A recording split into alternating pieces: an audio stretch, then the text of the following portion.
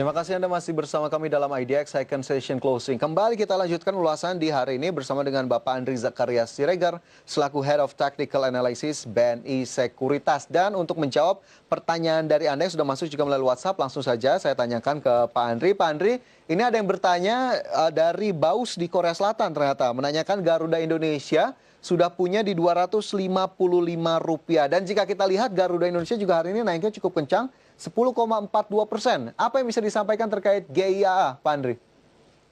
Yang pertama, GIAA mungkin dari isu holdingnya ya, isu holding dan juga ada pembelian dari pelaku pasar juga, ya juga rumor lagi banyak. Teknikal pun juga lebih mendukung ya, teknikal, kalau memang ini the next-nya keras. Jadi saya pikir ini saham-saham BUMN ini yang relatif telat lagging ya, terutama keras pun juga kita lihat 6 bulan ini naik 150%. Jadi juga ini Garuda yang baru naik 100%, saya pikir akan mengejar ketinggalan yang dialami oleh juga Krakatau Steel dan juga perbankan dan juga saham-saham BUMN lainnya yang disuntik oleh pemerintah. Jadi saya pikir wajar.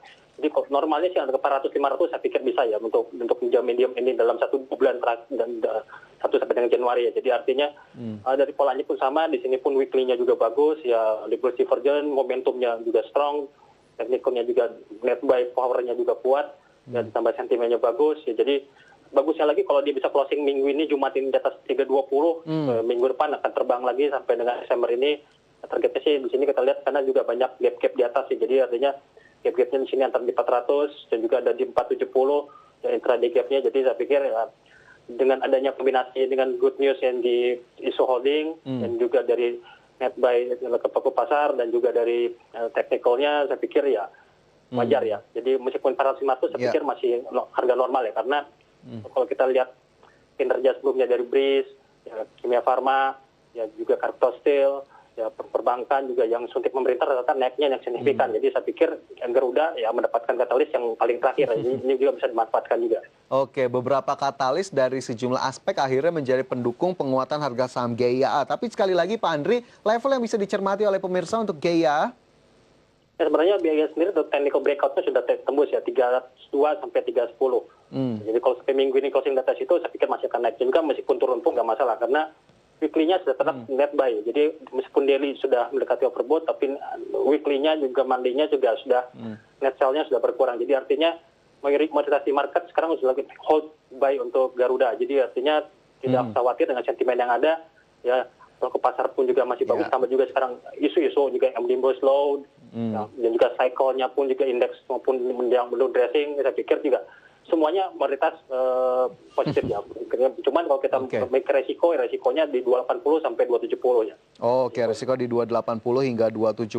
Sementara tadi level breakout yang bisa diperhatikan 320 begitu ya untuk Garuda Indonesia. Semoga juga bisa menjawab tadi pertanyaan dari Baus di Korea Selatan yang sudah punya Garuda Indonesia di portofolio investasinya. Baik, Pak Andri, kita ke pertanyaan lainnya. Ini yang juga sudah masuk ke kami di sore hari ini. Ada Pak Tony di Jakarta menanyakan dua saham, Excel, entry di 2.350, kemudian GGRM atau Gudang Garam, entry di 42.400. View dari Pak Andri, terutama dalam jangka waktu dekat seperti apa untuk kedua saham ini?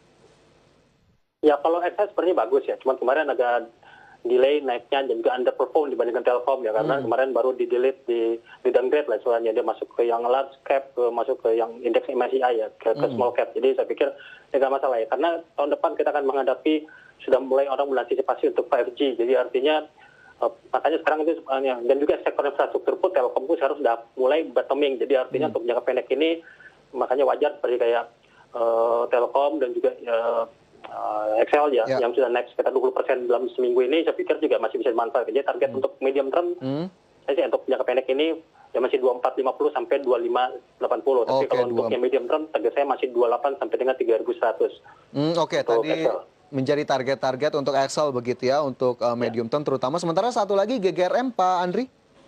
GGRM masih, saya pikir masih untuk jangka pendek ini masih dalam range trading ya, 40.000, kita rekomend kemarin juga buy di sosial media juga, kemudian juga sampai juga tertingginya paling 45.000. Jadi kalau range breakoutnya, jadi kalau break di bawah 40, minimum 30.500. Jadi kalau dia break di atas 45.000, jam menuju 46 sampai 47.800. Jadi saya pikir ya stop lossnya murah. Jadi kalau kita beli sekarang 41-42.000, stop lossnya di bawah 39.700 ya untuk antisipasi. Jadi kalau tembus 45 kita bisa beli lagi, tambah posisi untuk mengantisipasi 47 sampai 47.800.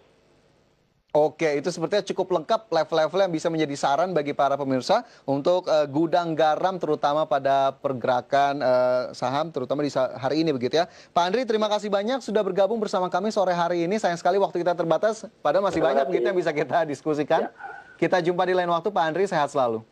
Oke, sama-sama. Ya pemirsa, demikian IDX Second Session Closing untuk hari ini. Semoga pembahasan yang kami hadirkan dapat menjadi tambahan informasi dan juga referensi untuk Anda. Dan kita akan jumpa esok hari di pukul 15 waktu Indonesia Barat. Saya Fajar Woyong, terima kasih. Sampai jumpa.